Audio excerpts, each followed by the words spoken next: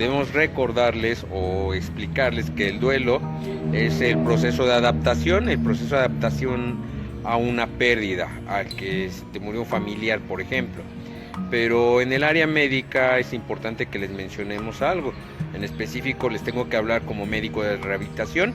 Como médico de rehabilitación me toca atender a pacientes que sufren algunos tipos de accidentes o algún tipo de enfermedad que genera cambios en el cuerpo. ¿Sí? Te puedo hablar de personas que sufren, por ejemplo, amputación por un pie diabético. Te puedo hablar de personas que tienen problemas de que se les rompió, se fracturaron y no pudieron volver a jugar como jugaban antes. Te puedo hablar de muchos casos similares a esto. Pues en todos estos procesos aplica el término duelo. ¿Y por qué te lo menciono? Porque esto es fundamental y esto es algo de lo que nos está dando resultados cuando manejamos, por ejemplo, a un paciente diabético. ¿A qué me refiero con esto? Por ejemplo, el que te den el diagnóstico de una enfermedad que tú no querías padecer, ¿puede generar duelo? Sí, sí puede generar duelo. ¿Por qué? Porque es una pérdida. El que tú eras una persona fuerte y de momento ya no tienes la misma decisión porque ya tus hijos crecieron, no tienes la misma autoridad, ¿puede generar duelo? Sí, sí lo puede hacer.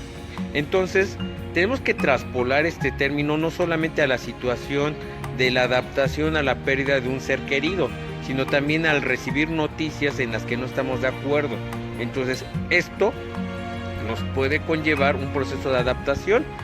Se describe en la literatura y lo que hemos visto clínicamente que el periodo de duelo puede tomar de 2 a 12 semanas, pero cuando tenemos personas que no logran adaptarse, ¿sí?, que dentro de 6 meses no logran adaptarse a esa pérdida, tenemos que pensar en alternativas distintas.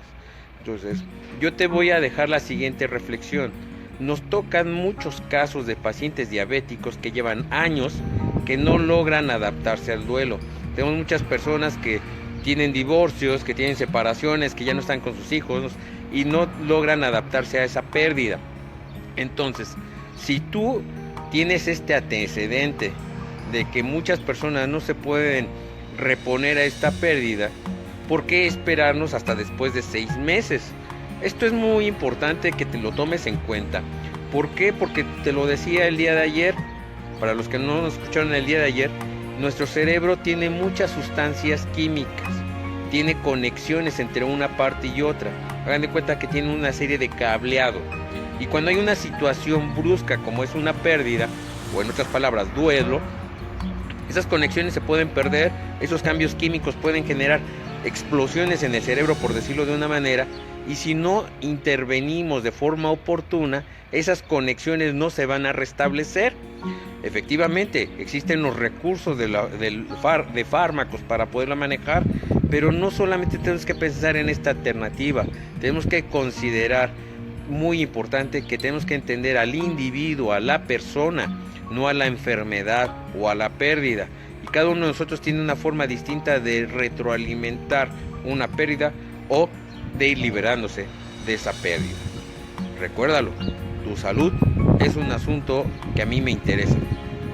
Para todos los que nos escribieron a través del WhatsApp, que es el 55 42 01 90 90, y nos estuvieron haciendo muchas preguntas, entre ellas si el duelo solamente aplicaba para las personas que pierden a un ser querido, les estamos contestando que no, que el duelo puede presentarse para muchas situaciones. Por lo tanto, tenemos que tener presente esto. Y de igual forma, si tienen más dudas, nos pueden contactar también a través de este mismo medio que les acabamos de mencionar. Para ustedes, su amigo y servidor, Dr. Alejandro Pérez Ángeles.